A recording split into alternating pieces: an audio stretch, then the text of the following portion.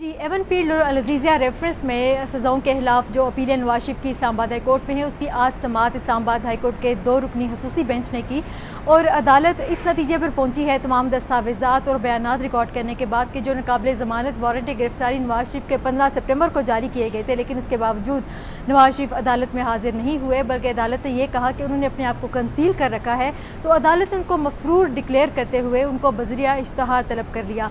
अदालत ने जो भी कानूनी जो नुकात थे वो तमाम पूरे किए हैं। तो उनका ये कहना था कि ताकि मुजरम ये ना कहे कि उसको मौका नहीं दिया गया या उसके इल्म में नहीं था।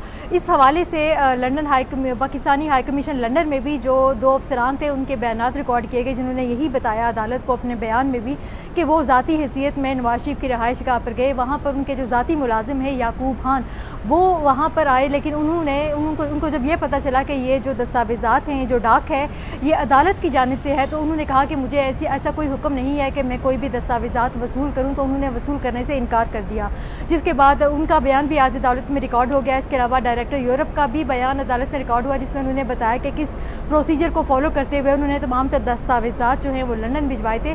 जिसके बाद अदालत ने उनको मफरूर डिक्लेयर करते हुए इश्तहारी की कार्रवाई भी शुरू कर दी।